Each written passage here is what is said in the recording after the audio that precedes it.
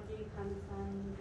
단 한 시간도 우리 주님 지켜주시옵시고 추운 날씨 속에서도 이렇게 강립재단을 지켜주시옵시고 온 교회 성도인들 지켜주시고 건강한 모습으로 이렇게 주님 앞에 나와 기도와 찬양을 드리게 됨을 감사드립니다. 아멘. 살아계신 주님 아버지 우리 강립재단을 불쌍히 보시옵시고 주님 지켜주시옵소서.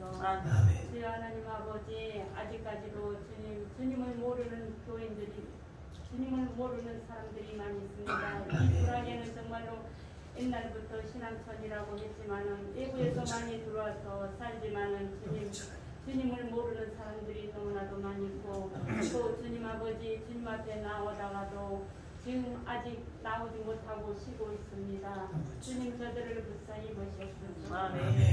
주님 아버지 이 시간에도 우리 주님 함께하여 주시옵시고 더욱더 우리들이 영으로 살아야 기도할 때입니다.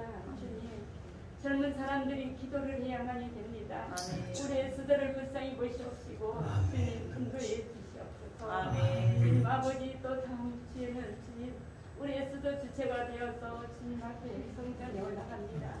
주님 가시는 길도 주님 동행하여 주시옵시고 걸어오는 그 시간까지 우리 주님 지켜주시옵소서. 저희들이 그 성산에서 기도하고 은혜 받고 와서 재단에 와서 정말로 주님 앞에 기도하며 더욱더 자녀들을 위해서 교회를 위해서 이 나라를 위해서 불화를 위해서 기도할 수 있도록 주님 도와주시옵소서. 주 아버지 이 시간에도 우리 목사님 말씀 선포하실 때 그 말씀에 은혜 받게 하여 주시옵시고 정말로 주님 앞 한마디 틈타지 못하도록 주님 도와주시옵소서.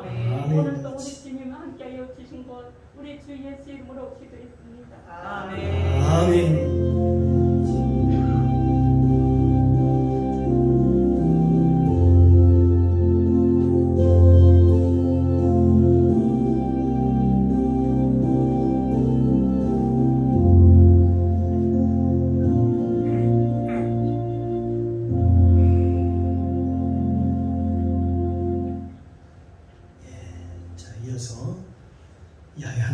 우리에게 주시는 축복의 말씀 보겠습니다. 신약 성경입니다. 로마서 11장 17절로 20절까지 말씀입니다. 제 성경책 255면입니다. 로마서 11장 17절로 20절까지 말씀 제가 먼저 봉독합니다. 돌아가면서 함께 읽고 마지막 절 20절 함께 봉독에 올리도록 하겠습니다. 17절 제가 먼저 봉독합니다. 또한 가지 얼마가 꺾였는데 돌감람나무인 내가 그들 중에 접붙임되어 참 감람나무 뿌리의 진액을 함께 받은 자 되었음즉 그 아지들을 향하여 자궁하지 말라. 자궁할지라도 내 뿌리를 보존하는 것이 아니요 뿌리가 너를 보존하는 것이니라. 그러면 내 말이 가지들이 꺾이는 것은 나로 접붙임을 받게 하려 함이라 하리니 옳도다. 저희는 믿지 아니함으로 꺾이고 너는 믿음으로 섰느니라. 높은 마음을 품지 말고 도리어 두려워하라. 아멘. 하나님 은혜 감사합니다. 오후 시간도 복되게 하시고 살아계신 하나님의 말씀을 통해서 위로받게 하시고 치료받게 하시고 우리 영이 회복되는 역사 있게 하여 주옵소서. 부족한 점 하나님의 말씀을 대언고자 합니다. 성령님 도와주시옵소서. 가르쳐 주옵소서. 오늘 저 단에서 말씀이 선포될 때 이 말씀이 살아서 역사하시고 사람의 말이 아니라 하나님의 말씀으로 들려줄 수 있도록 은혜를 충만하게 부어주시옵소서. 이 시간 성령님 모시고 인정하고 환영합니다. 충만하게 임재하옵소서. 예배의 시족을 아버지께 부탁드리며 예수님의 이름으로 감사드리며 기도드립니다. 아멘. 할렐루야. 점심 맛있게 드셨지요? 오후 시간도 큰 복 받습니다. 아멘. 우리 마음을 활짝 열고 어떤 말씀인들이 하나님의 말씀이 떨어질 때 아멘으로 받길 바랍니다. 아멘. 그러면 우리 속에서 놀라운 일이 일어납니다. 아멘. 말씀이 여러분의 영혼력을 회복시켜 주십니다. 아멘. 그래서 생명의 말씀을 또 믿음으로 받는 우리 마음을 활짝 열릴 때 그런 복이 임할 줄 믿습니다. 아멘. 그래서 오후 이 시간도 주님의 은혜가 저와 여러분 가운데 충만하게 임재하시기를 주님의 이름으로 축복합니다. 아멘. 오늘 함께 은혜를 나눌 말씀의 제목은 남은 자는 누구인가? 남은 자는 누구인가? 라는 제목을 가지고 함께 은혜를 나누겠습니다. 남은 자 하면은 다른 말로 얘기하면 좀 어려운 말인지 모르겠습니다만 접붙임을 받은 사람들이라고 말할 수가 있습니다. 접붙임. 이 로마서는 1장부터 16장으로 되어 있습니다. 그래서 전에 오후 예배 그 중간에 중단하기 전에 계속해서 로마서를 제가 말씀을 드렸습니다. 그래서 이번 시간은 교리 부분에 대해서 16장으로 되어 있는데 1장부터 11장까지는 바로 교리 부분에 대해서 말씀하시고 12장부터 16장까지는 실천 부분에 대해서 말씀하고 있습니다. 그래서 두 부분으로 나누어져 있는데 그래서 오늘 로마서의 교리 부분은 11장으로 끝을 맺게 됩니다. 그래서 로마서 11장은 신앙을 끝까지 지키고 믿음으로 승리해서 남아있는 자를 기록하고 있습니다. 이 로마서는 사람들을 접붙임을 받은 자라고 그렇게 표현하고 있습니다.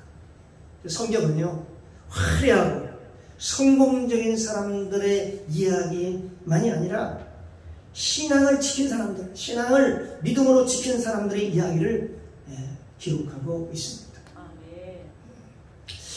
그래서 구약의 남은 자들에 대한 얘기입니다. 남은 자들. 이를 살펴보면 구약에는 창세기를 보면 남은 자가 누굴까요? 아브라함이 남은 자였습니다. 또 가나안에 들어갈 때는 여호수아와 갈렙이 남은 자였습니다. 그리고 사사시대에서는 그러니까 룻이 남은 자였습니다.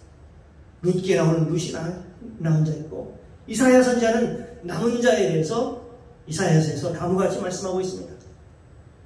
이사야서 10장 20절로 21절까지 보면 그날에 이스라엘의 남은 자와 야곱의 피한한 자들이 다시 자기 친자를 의뢰치 아니하고 이스라엘의 거룩하신 자 누굽니까? 여호와를 진실이 의뢰하니. 그래서 남은 자들은 뭐니까요? 하나님을 진실이 의뢰했다. 진짜 하나님을 전폭적으로 의지하고 이걸 의뢰했다라고 말씀하고 있습니다.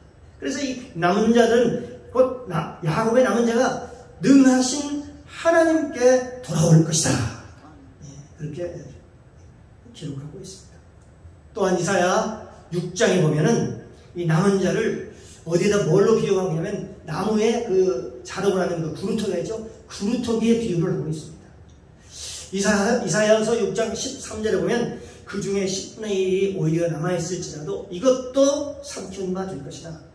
밤나무, 상수리나무가 배임을 당하여도 그 구루터기는 남아있는 것 같이 거룩한 씨가 이 땅에 구루터기니라.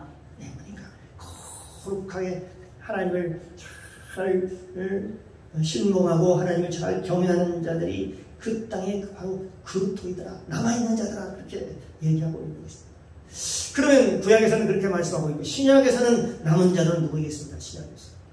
신약에 보면 예수님께서 이 땅에 오실 때도 남은 자들이 있었는데 누가복음에 보면 시므온과 안나라는 사람이 있습니다. 그런 로마서 11장에서 여기 11장에서 말하는 남은 자는 누구를 가리키고 있는가 하는 것입니다. 바로 바알 신에게 무릎 꿇지 않는 사람들을 얘기하고 있습니다. 로마서 11장 4절 말씀에 보면 저에게 하신 대답이 무엇이뇨? 내가 나를 위하여 바알에게 무릎 꿇지 아니한 사람 7,000명을 남겨뒀다. 그렇게 기록하고 있습니다. 그러면 엘리야 시대에 온 이스라엘은 우상을 숭배했고 주의 종들도 오늘날 목회자들이라고 할 수 있죠. 목회자들도 모두 다 세속화되어서 돈이 우상이 되고 물질이 우상이 되어 섬기고 있었습니다. 그래서 그로 인해서 그들의 죄로 인해서 이스라엘은 하나님의 진노를 받아서 망하기 시작했다. 그래서 하나님이 심판을 하기 시작합니다. 그렇습니다. 국가의 위기는 다름이 아닌 영적 지도자들과 성도들이 하나님을 떠날 때 온다는 사실입니다. 그런데 그 당시 바알에게 무릎을 꿇지 않는, 바알 우상에게 무릎을 꿇지 않는 7,000명이 있었다. 그렇게 기록하고 있습니다. 그들은 누구냐? 바로 그들은 누구냐? 하나님을 따르는, 하나님의 말씀을 전폭적으로 의지하고 따르는 자였더라. 그렇게 얘기합니다. 그런데 놀라운 사실은 그 당시의 선지라고 하는 엘리야 선지자조차도 그들의 존재를 알지 못했다. 모르고 있었다는 것입니다. 그게 왕상 19장 14절에 있는 말씀인데요. 이게 이사야 선지자가 이 고백하는 내용 중에 여기 보니까 이런 말씀입니다. 저가 대답하되 내가 만군의 여호와 하나님 여호와를 위하여 열심히 특심히 오니 이는 이스라엘 자손이 주의 언약을 버리고 주의 단을 헐며 칼로 주의 선자를 죽였으며 오직 나만 남았거늘 저희가 내 생명을 취하려 뺏으러 하나이다.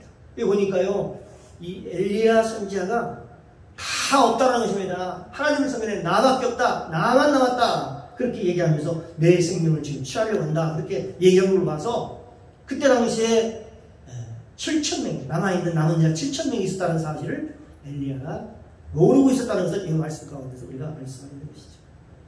근데 왕상 19장 18절에 보면 그러나 내가라니 하나님께서 여호와 하나님께서 이스라엘 가운데, 이스라엘 많은 백성들 가운데 7,000인을 남겨놓았다. 그렇게 얘기합니다. 다 무릎을 꿇지 않고 다 그 입을 바알에게 맞추지 아니한 사람이 7,000명 있었더라. 그렇게 얘기합니다. 그렇습니다. 이 타락하지 않는 7,000명 때문에 다시 신앙 회복이 시작되기 시작합니다. 신앙 회복 운동이 일어납니다. 이들은 바로 어떻게 이렇게 타락하지 않았을까요? 바로 접붙임을 받았기 때문에 그렇습니다. 그들이 왜 타락을 하지 않았나? 그들은 타락하지 않은 이유가 분명히 나와 있습니다. 접붙임을 당했기 때문에, 접붙임을 받았기 때문에 그렇습니다. 그럼 이 접붙임은 어떻게 이루어지는가? 접붙임을 위해서는 원가지를 꺾어야 합니다. 원가지를 잘라내야 합니다. 그리고 그 잘라낸 그 위에 다른 나무를 접붙입니다. 우리 한 예를 들어볼 수 있는데요. 우리나라에 보면 고염나무라는 거죠. 고염나무. 그 나무를 그대로 두면 거기에서 싹이 나서 뭐가 되면 고염의 열매, 작은 조그마한 고염 열매가 맺습니다. 그러나 거기에 대봉나무를 거기다 접붙이면 그 나무에 대봉감이, 큰 감이 주렁주렁 열립니다. 이건 바로 접붙임의 결과죠. 접붙임의 놀라운 결과죠. 성경은 이와 같이 그 이야기를 다음과 같이 얘기합니다. 오늘 로마서 본문에 나오는 11장 17절로 18절까지 말씀을 보면 또한 가지 얼마가 꺾였는데 그 돌감나무인데가 그들 중에 접붙임되어 참 감람나무의 뿌리에 진액을 함께 받은 자 되었음즉 그 가지들을 향하여 자긍하지 말라. 자긍할지라도 내 뿌리가 내가 뿌리를 보존하는 것이 아니오 뿌리가 너를 보존하는 것이다. 네, 그렇게 말씀하고 있습니다. 이 말씀은 바로 영적으로 해석하면 우리가 바로 지금까지 내가 살아왔던 모든 삶의 방법을 끊고 새로운 삶, 즉 예수님에게 접붙임을 말한다. 예수님에게 접붙임되는 것을 얘기한다는 것입니다.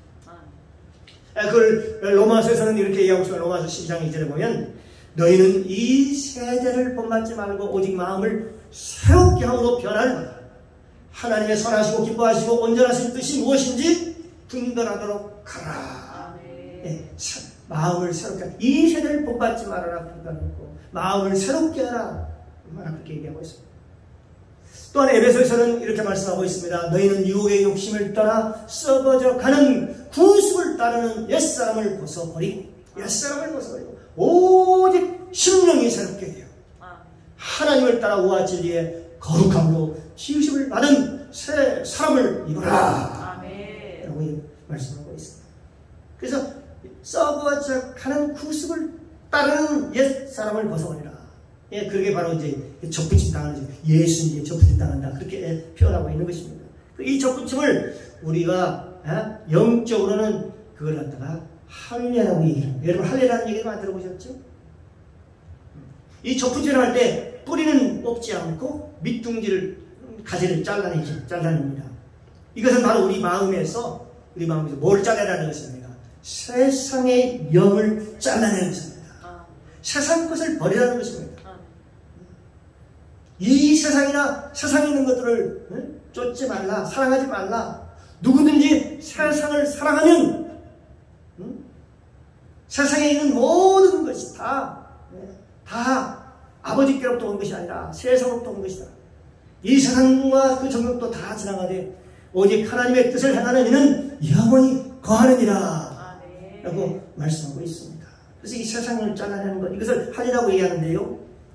여기 로마서 2장 29절에 보면 오직 이면적 유대인이 유대인이요 할례는 어디에나 할지라 할례는 마음에나 할지니 신령에 있고 의문에 있지 아니함이시다. 라고 얘기합니다. 그러면 마음의 할례는 어떻게 하는 것이 마음의 할례일까요? 우리가 구체적으로 알 필요가 있죠. 마음의 할례가 도대체 뭐냐?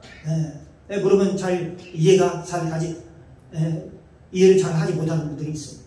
그런데요, 이 할례라는 마음의 할례라는 것은 말씀을 청종하는 것입니다.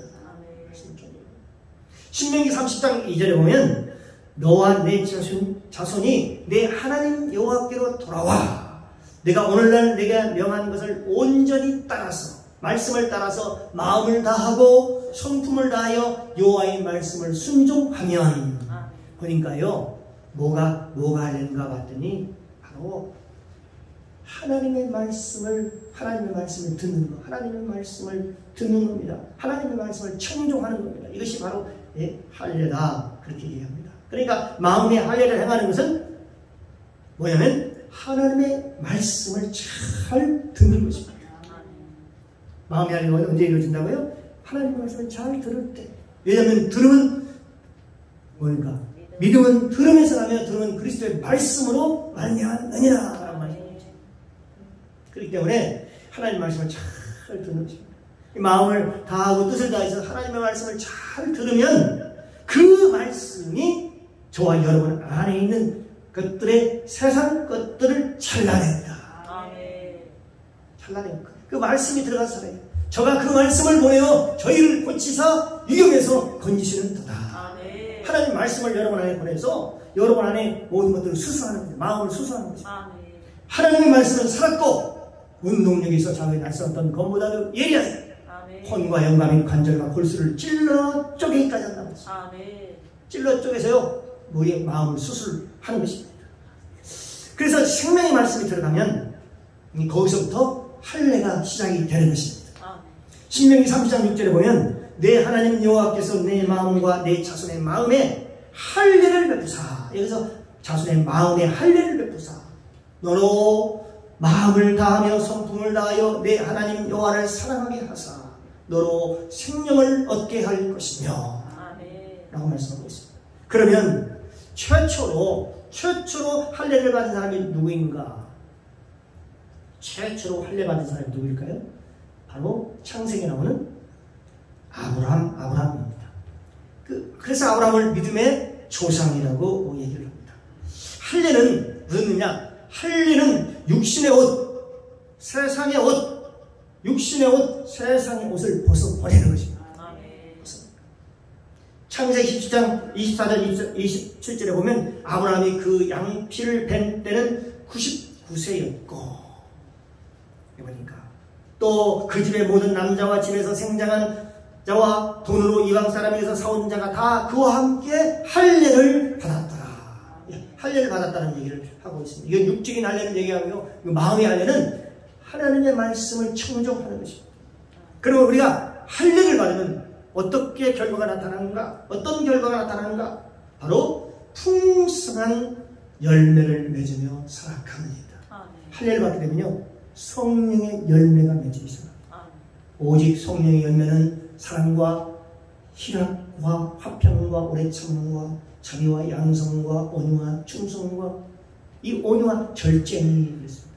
이 같은 것을 금지할 법이 없다고 했는데요, 이런 열매들이요, 할례를 받게 되면 이런 열매들이 맺히게 된다는 것입니다. 그 이유는 뭘까요?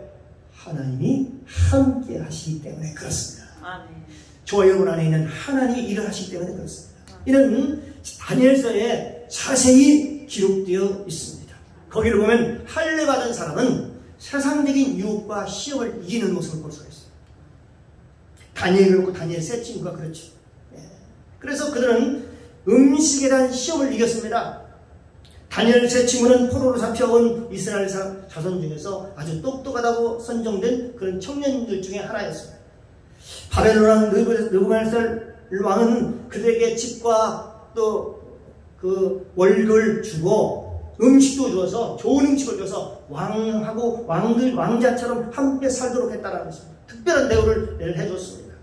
그리고는 그들을 갖다가 어떻게 다 이스라엘에서 바벨론화 시켰다는 겁니다. 바벨론 사람으로 만들어버린 거예요. 다니엘서 1장 4절에 보면 곧 흠이 없고 아름다우며 모든 재주를 통달하며 지식을 구비하며 학문에 익숙하여 왕국에 모실 만한 소년들을 데려오게 하였고 그들에게 갈대아 사람의 학문과 방언을 가르치게 하였고, 그들로 하여금 갈대 학문을 가르쳐서 아주 이스라엘 그 속성들을 완전히 빼버리고 바벨론화 시켰다는 것입니다.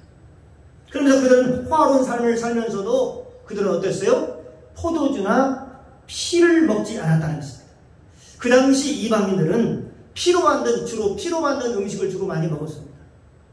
그러나 이 다니엘과 세 친구는 어떻습니까?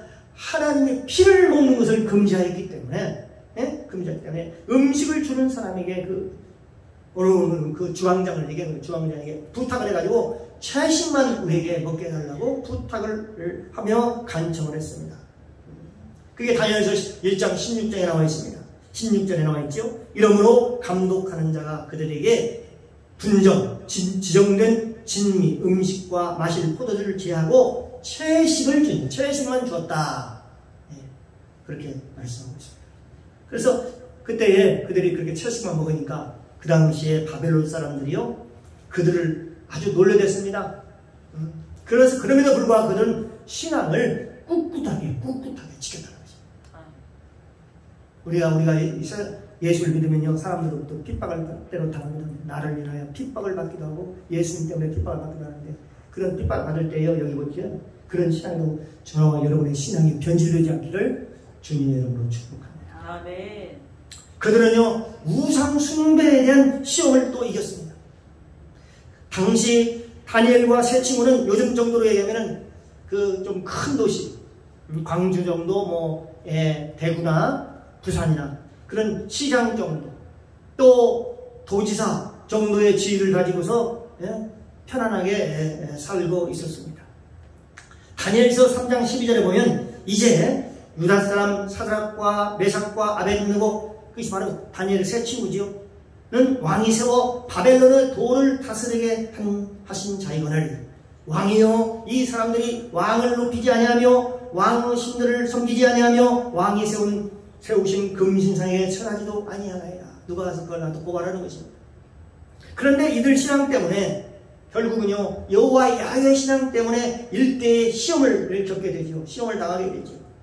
왕들은 모든 공직자에게 왕이 만든 신상에게 절하지 않으면 불가마이다, 풀무불에다가 넣겠다라고 명령과 조서를 내립니다. 결국 다니엘의 세 친구는 신상에 절을 하지 않는다는 제목으로 결국 어디에 들어가요? 풀무불, 평상시보다도 7배나 더 뜨거운 풀무불에 집어 던져지게 되는 것입니다. 다니엘서 3장 19절 20절에 보면은 느부갓네살 바벨론 왕이죠. 분이 가득하여 사드락과 메삭과 아벳느고를 향하여 낯빛을 변하고 명하여 이르되 그 풀무불을 뜨겁게 하기를 평일보다 7배나 뜨겁게 하라 하고 군대 중 용사 몇 사람을 명하여 사드락과 메삭과 아벳느고를 결박하여 다니엘 세 친구를 결박하여 극렬히 타는 풀무 가운데 던져졌다라고 말씀하고 있습니다. 그러나 거기에 그 풀무불에 들어가는데 결과는 어떻게 됐습니까? 그 다니엘의 세 친구는 하나도 그을리지 않고 무사했다는 것을 볼 수 있습니다. 왜 그럴까요? 왜냐하면 예수님이 그들과 함께 하셨기 때문에 그렇습니다. 아무리 여러분이 어려워도요, 하나님이 함께하면요, 이런 놀라운 하나님의 역사가 일어나는 것입니다.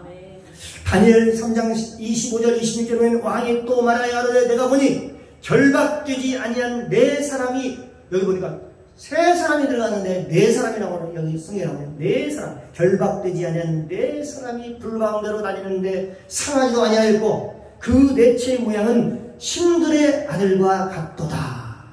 근데 세 사람, 한 사람은 누구일까요? 한 사람이 바로 하나님이십니다. 예. 그래서 여기 보면 21절에 보면 느부갓네살이 극렬히 타는 풀무 아구에 가까이 가서 불러가로되 지극히 높으신 하나님의 종 사드락 메삭 아벳느고야 나와서 이리로 오라 하매 사드락 메삭 아벳느고가 불 가운데서 나온지라. 하나도 타지 않고 그대로 걸리지 않은 채 나왔다. 성경에 기록하고 있습니다. 그리고 이 다니엘은요, 마지막으로 기도에 대한 시험을 이겼습니다. 기도에 대한 시험. 마귀의 마지막 전략은요, 그의 기도를 막는 것입니다. 어떻게든 마귀 전략은요, 저 여러분 기도한다고 하면요, 기도하지 못하도록 막는다는 사실을 여러분 아셔야 돼요. 여기도 다니엘이 마찬가지입니다. 다니엘이 기도하려고 하니까 기도를 막으려고요, 여러 가지 전략을 펼치는 걸, 마귀가 펼치는 걸 볼 수가 있습니다. 바벨론이 망하고 페르시아의 다리오 왕이 되었을 때도 다니엘은 총리에 임명이 되었습니다. 왕위가 바뀌고 왕권이 바뀌고 나라가 바뀌었는데도 다니엘은요, 계속 이어서 총리의 자리에 있었습니다. 그런데 다른 두 총리 2명이 다니엘을 모함하고자 했습니다. 그들은 왕에게 허락을 받아서 한 달간 어떤 시대에도 기도하지 못하게 하는 금령을 선포했습니다. 그러나 다니엘은 이 모든 걸 다 알고 있었습니다. 내가 기도하면 죽는다는 사실도 알았습니다. 내가 기도하면 사자굴에 들어간다는 사실도 알았습니다. 모두 알고도 매일 하루에 3번씩 무릎을 꿇고 그 예루살렘에 전에 행하는 대로 행하여 윗방에 올라가서 그 하나님께 전에 행하는 대로 하나님께 기도했다라고 성경은 기록하고 있습니다. 그렇습니다. 우리가 기도를 멈추면 영적인 근육이 빠져버린다는 사실입니다. 여러분, 운동을 하지 않으면요, 육적인 근육이 다 빠져버리는, 나이가 드셔 빠지는 것처럼 우리가 기도하지 않으면 무슨 일이 없대요? 영적인 근육이 없습니다. 싸울 수가 없어요. 근육이 있어야 싸우죠. 영적인 근육이 있어야. 마귀가 싸우려고 해도, 마귀를 대적을 해도 싸울 수 있는 힘이 없는 거예요. 여러분, 기도할 때 영적인 근육이 생기는 것입니다. 아멘. 다니엘은 이것을 알았던 것이죠. 알고 있었음에도 불구하고, 그럼에도 불구하고 어떻습니까? 다니엘은 흔들림이 없었다는 것입니다. 다니엘이 조세의 어인이 지금 알고도 자기 집에 돌아가서는 그 방에 예루살렘을 향하여 열린 창에서 전에 행하던 대로 하루에 3번씩 무릎을 꿇고 기도하며 그 하나님께 감사하였더라. 아멘. 그 하나님께 전혀 흔들림이 없었다는 거예요. 그 결과는 어떻게 되었죠? 그 결과는 이렇습니다. 그는 풍성한 삶을 살았습니다. 당시에 수많은 사람들이 하나님을 믿었지만 모두 다 타락으로 포로가 되어서 노예로 살았습니다. 바벨론 때 모두 노예로 살았던 것이죠. 그러나 할례를 받았던 사드락, 메삭, 아벳느고 그리고 다니엘은 모든 시험을 이기고 하나님의 영광을 돌렸을 뿐만 아니라 모든 사람이 하나님이 누구신가를 알겠다는 것입니다. 여러분이 잘 믿으면요, 여러분의 자녀가 하나님이 누구신지를 알게 됩니다. 아멘. 여러분이 잘 되면 여러분의 친구가 또 여러분의 주변의 모든 사람들이 하나님이 누구신지를 알게 된다는 사실. 아멘. 그렇습니다. 다니엘 6장 26절 28절에 보면 내가 이제 조서를 내리노라. 내 나라 관할 아래에 있는 사람들은 다 다니엘의 하나님 앞에서 떨며 두려워할지니. 지금 이방 사람들과 이방의 왕들이 지금 한 고백입니다. 너의 다니엘, 너의 하나님 앞에서 두려워하며 떨 것이다. 그렇게 떨지니 그렇게요. 그래서 그는 사시는 하나님이시오 영원히 변치 않을 자시며 그 나라는 망하지 아니할 것이요 그 권세는 무궁하시며 그는 구원도 하시며 건져내기도 하시며 하늘에서든지 땅에서든지 이적과 기사를 행하시는 자로서 다니엘을 위하여 다니엘을 구원하여 사자 입에서 벗어나게 하셨음이었다. 사자굴에서 벗어나게 하는 분도 바로 그분이었다. 하나님이셨다. 그렇게. 그래서 이 다니엘이 다리오 왕 시대와 바사와 바라 사람 고레스 왕 시대에도 시대에 관계없이요 형통하였더라. 형통하였더라. 형통한 사람 또 하나 있죠. 창세기 보면 요셉 형통했죠. 감옥에 들어갔어 형통함. 노예고 팔려갔어 형통함. 형통한 뭘 말하는 듯이 여기 다니엘도 예? 나라가 바뀌었는데도 그 나라가 바뀐 그 왕, 여선 그 왕에서 거기서도 그 시대에도 형통했더라 하는 표현을 하고 있어요. 사람들이 다 어디요? 그 사람들의 모습을 보고 뭐야? 하나님을 알게 되었다는 것입니다. 성경은 그 당시 모든 사람이 다니엘로 인해서 하나님을 알게 되었다라고 말씀하고 있습니다. 또한 그들이 형통함을 얻었다라고 기록합니다. 어떤 상황이었다 하더니 예수 안에 있는 사람은 형통한 삶을 얻습니다. 여러분 그런 형통한 삶을 얻기를 소망합니다. 하나님은 오늘도 남은 자를 찾고 계십니다. 오늘도 이렇게 오늘 오후 예배 오늘 두 번째 주일날 예배를 드리게 됩니다. 이렇게 점심 드시고 이렇게 식사하고 이렇게 또 하나님 말씀을 듣는 거예요. 여러분요 바로 하나님 앞에 쓰임받는 종이 되기를 소망합니다. 아멘. 하나님 남은 자로서 인정받는 저와 여러분이 되기를 소망합니다. 아멘. 아멘. 바로 그 주인공이 저와 여러분이 되시기를 주님의 이름으로 축복합니다. 아멘. 그러므로 이제 우리는 할례받고 세상의 옷을 벗어버리고 아멘. 누구에게 접붙임 당한다고요? 예수님께 접붙임을 받아야 하는 것입니다. 아멘. 예수님께 접붙임 받아야 된다. 안 붙임 받으면요 어떻게 돼요? 접붙임을 받지 아니하면 어떻게 돼요? 세상에 조그만 유혹이 와도 그냥 넘어진다니까요. 그래야 새 생명을 얻습니다. 아멘. 에베소서 4장 22절 24절 말씀을 제가 선포하고 이 말씀을 맺겠습니다. 너희는 유혹의 욕심을 따라 썩어져 가는 구습을 따르는 옛사람을 벗어버리고 오직 심령이 새롭게 되어 하나님을 따라 의와 진리의 거룩함으로 지으심을 받은 새 사람을 입으라. 아멘. 여기 오늘 참석한 모든 우리 주의 권속들, 우리 하나님의 우리 백성들, 우리 광리시들 모두 위에 이런 놀라운 하나님의 축복이 임하기를 주님의 이름으로 축복합니다. 아멘. 그래서요 새 사람으로 변해져서 올해는요 정말 하나님이 쓰임받는 기간이죠. 하나님 기뻐하는 종, 먼저 그의 나라와 그를 위하여 구하는 그런 종들이 되기를 주님의 이름으로 축복합니다. 아멘. 그러면 하나님께서 이 모든 것을 내가 너에게 도와주리라. 아멘. 분명히 하나님께서 약속하고 있습니다. 아멘. 기도합니다. 사랑해 주님 감사합니다. 오늘도 선포된 말씀을 통해서 복음을 알게 하고 깨닫게 하시니 감사합니다. 아멘. 어느 시대나 오늘날에도 남은 자는 있었습니다. 그 남은 자를 통해서 하나님의 역사와 하나님의 나라를 이루어 가십니다. 아멘. 하나님의 나라를 건설해 가십니다. 아멘. 우리도 옛사람과 그 행위를 벗어버리고 예수님과의 접붙임을 통해서 남은 자의 사명을 잘 감당할 수 있도록 은혜를 베풀어 주시옵소서. 아멘. 감사드리며 예수님의 이름으로 기도드리옵나이다. 아멘. 아멘.